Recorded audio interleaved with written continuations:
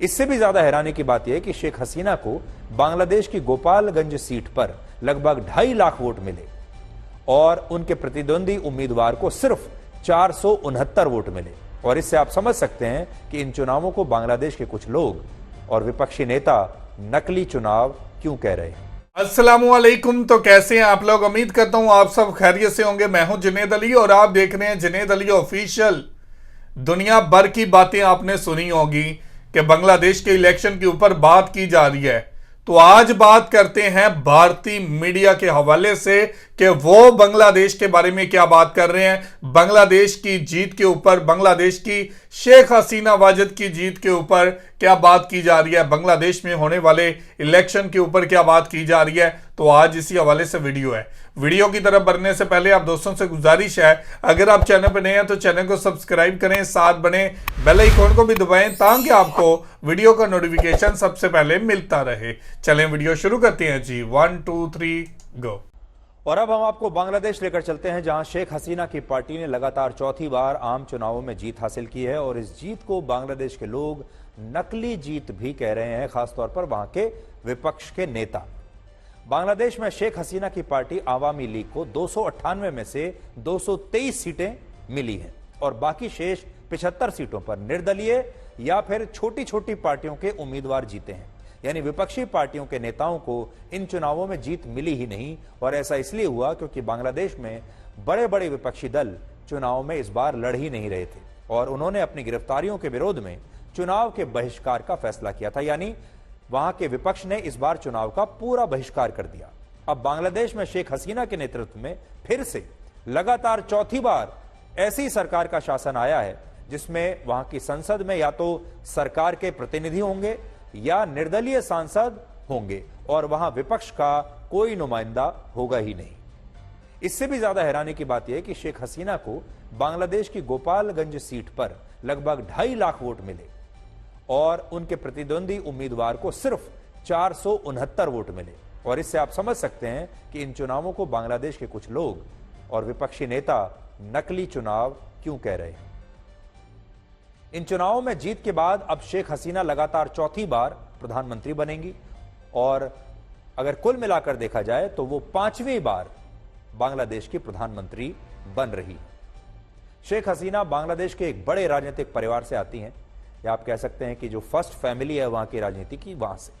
और इस परिवार ने बहुत संघर्ष देखा है और शेख हसीना शायद राजनीति में आती ही नहीं अगर वर्ष 1975 में उनके पिता शेख मुजीबुर रहमान की हत्या न होती।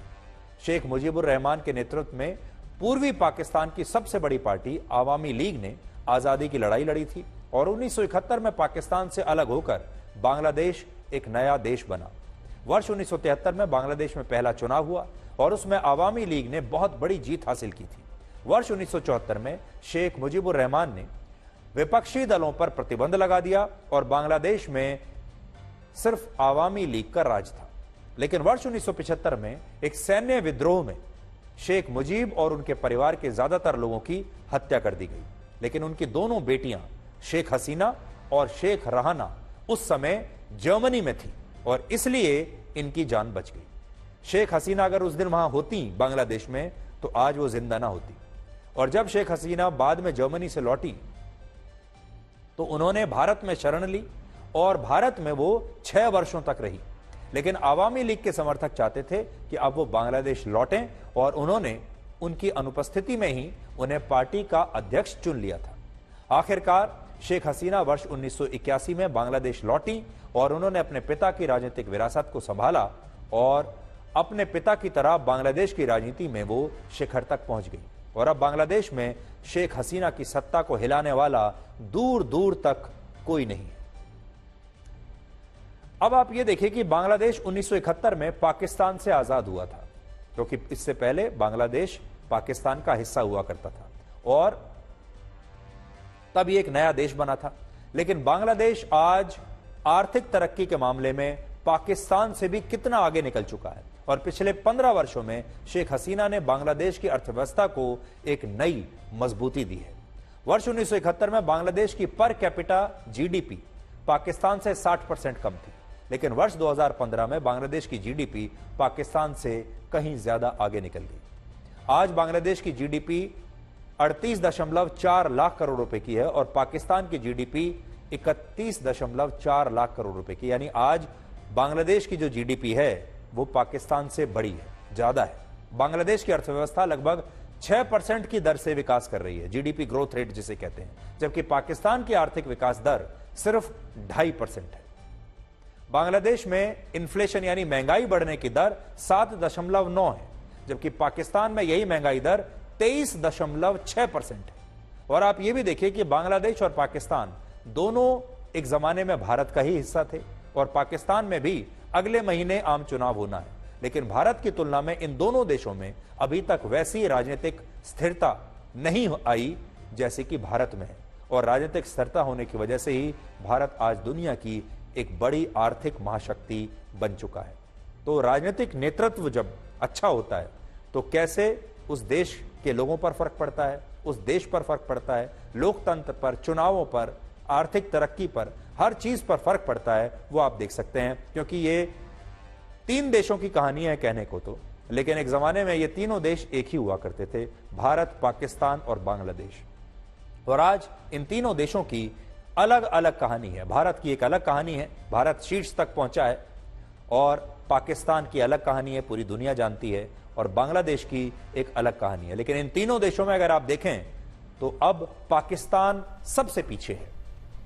तो जी व्यूवर, ये थी वीडियो और आपने देखा कि यहाँ पर शेख हसीना वाजिद की हुकूमत में रहते हुए कामयाबियों की बात की जा रही है, शेख हसीना वाजिद के दौर की बात की जा रही है, शेख मुजीबुर रहमान की स्ट्रगल की बात की जा रही है, पाकिस्तान से अलहदगी की बात की जा रही है, और किस तरह शेख हसीना वाजिद ने इलेक्शन के अंदर एंट्री की उसके ऊपर बात की जा रही है। और नए से नए रिकॉर्ड बनाए हैं शेख हसीना वाजिद ने।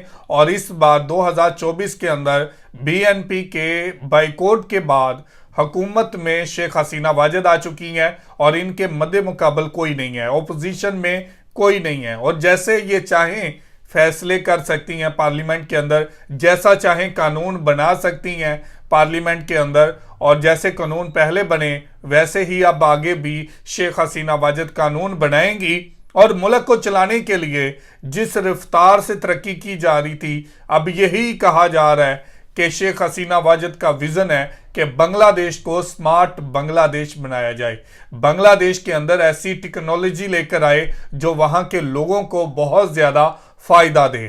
तो ये थी आज की वीडियो। आप इस वीडियो के बारे में क्या कहना चाहते हैं जरूर कमेंट करके हमें बताइएगा। बहुत शुक्रिया।